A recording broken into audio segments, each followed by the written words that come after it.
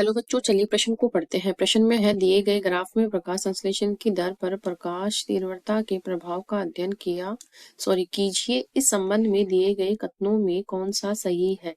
यहाँ है प्रकाश संश्लेषण की दर और यहाँ पर है ए, बी, ये ई बिंदु है, ये डी बिंदु है, ये सी बिंदु है। तो यहाँ ये ग्राफ प्रदर्शित किया गया है, इसको देखकर हमें कौन सा कथन सही है वो बताना। तो इस प्रश्न की मुख्य अवधारणा है, ये अवधारणा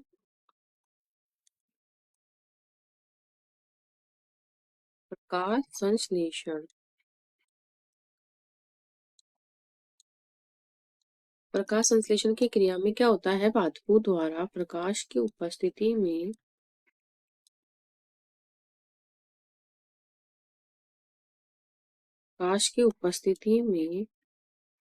पत्तियों द्वारा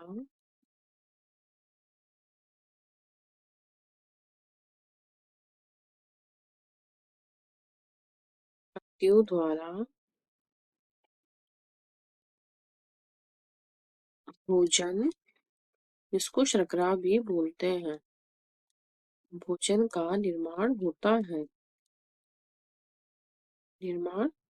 होता है।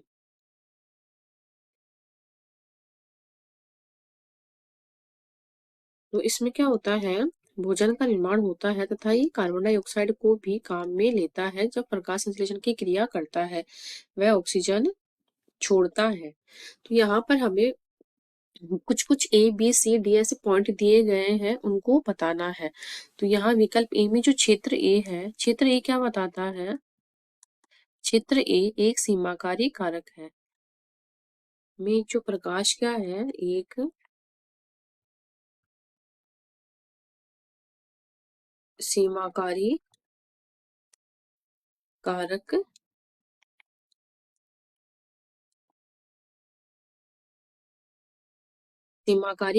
है। तो कुछ कारक होते हैं जो प्रकाश संश्लेषण को प्रभावित करते हैं, जैसे कि पादप कारकों की संख्या, उसकी आकृति, आयु, पत्तियों का विन्यास आदि जो होते हैं। क्लोरोफिल की आंतरिक संरचना, CO2 की सांद्रता आदि क्या है, ये प्रकाश संश्लेषण को प्रभावित करते हैं। पादप तथा आंतरिक कारक पादप की वृद्धि एवं अनुवांशिक जो पूर्वानुकलन जो होता है उस पर भी निर्भर करते हैं। कुछ बाह्य कारक भी होते हैं, जैसे कि प्रकाश, ताप और जल।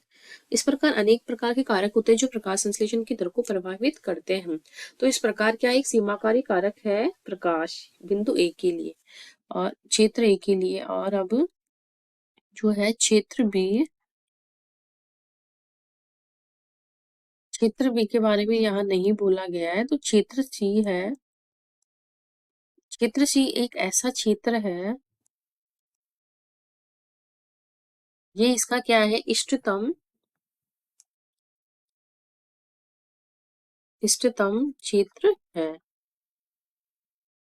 तो इष्टतम क्षेत्र ऐसा क्षेत्र होता है जहां पर हम किसी भी अभिकारक को कितना भी हम एंजाइम दे दे, वो अपनी अभिक्रिया को नहीं करता है, वहीं रुक जाता है, क्योंकि उसका इष्टतम पॉइंट या क्षेत्र आ जाता है जिसके आगे वो क्रिया नहीं करता है, वो संतृप्त या सैचुरेट हो जाता है। तो यहाँ क्या है, प्रकाश की तीव्रता और बढ़ाने से प्रकाश संश्लेषण की दर नहीं बढ़ती है, क्योंकि कुछ सीमाकारी कारक यहाँ पर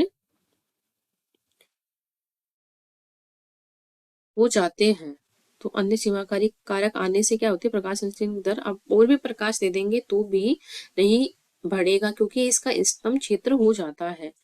तो प्रकाश की तीव्रता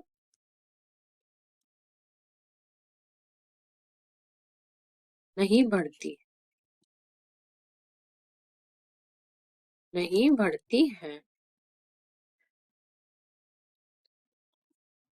क्योंकि यहाँ पर कोई अन्य कारक है जो कि सीमाकारी हो जाते हैं।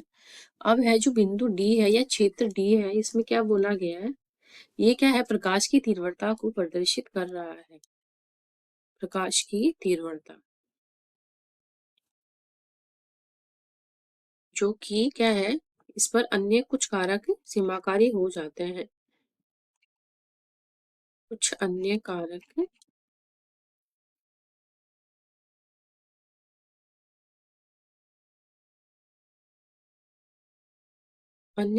सीमाकारी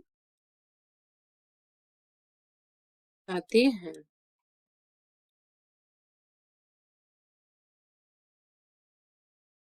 सीमाकारी हो जाते हैं, तो इस प्रकार इसमें सारे ही विकल्प सही है, जबकि बिंदु ए क्या है, प्रकाश संश्लेषण की दर है। तो इस प्रकार सारे विकल्प उपरोक्त सभी हमारा सही विकल्प हो जाएगा और बाकी के विकल्प कट जाएंगे। आशा करती हूँ आपको इस प्रश्न का हल समझ में आया होगा। धन्यवाद।